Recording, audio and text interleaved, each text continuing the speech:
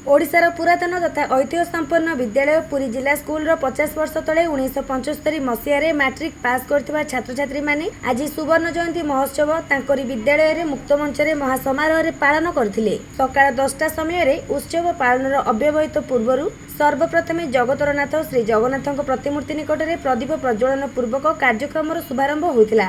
यह छात्र छात्री मानक शिक्षादान करथिबा 4 जन प्राक्तन शिक्षक और अतिथि माने मंचासीन होगा पर सेमानकु पुष्पगुच्छ और उत्तरीय प्रदान कराजी संबर्धित कराजिबा परे एही बैच रो जो सहपाठी माने इति अवसर रे इहलीला संबरण कर सारिछंती सेमानक उद्देश्य रे 2 मिनिट नीरव प्रार्थना करा जायतिला। परे आमर प्रादेशिक संगीत वंदे उत्कल जननी समवेत कंठरे एही छात्र छात्री माने गान करथिले। स्वागत संभाषण और अतिथि परिचय प्रदान पर उपस्थित थिबा सम्मानीय प्राक्तन शिक्षक श्री दिवाकर मिश्र, श्री सुधाकर महापात्र, श्री भावग्राही राउतराय और श्री रमेश चंद्र महापात्र को मानपत्र, ट्रॉफी और साल प्रदान पूर्वक सम्मान अर्पण करा जायतिला। एही शिक्षक माने तांकर पूर्वतन छात्र छात्री मानकु आशीर्वचन प्रदान करिबा परे मंचासीन अतिथि भावे पुरी बीईओ तथा जिला स्कूल प्रधान शिक्षक दायित्व रे थिबा श्री प्रमोद कुमार कर, स्कूल रो सम्माननीय शिक्षक श्री विद्याधर मिश्र एवं स्कूल रो पुरातन छात्र संघर अध्यक्ष विशिष्ट शिल्पपति श्री राजकिशोर पात्र महोदय सेमानकर अभिभाषण प्रदान करथिले। धन्यवाद अर्पण परे सभा सांग होइतिला।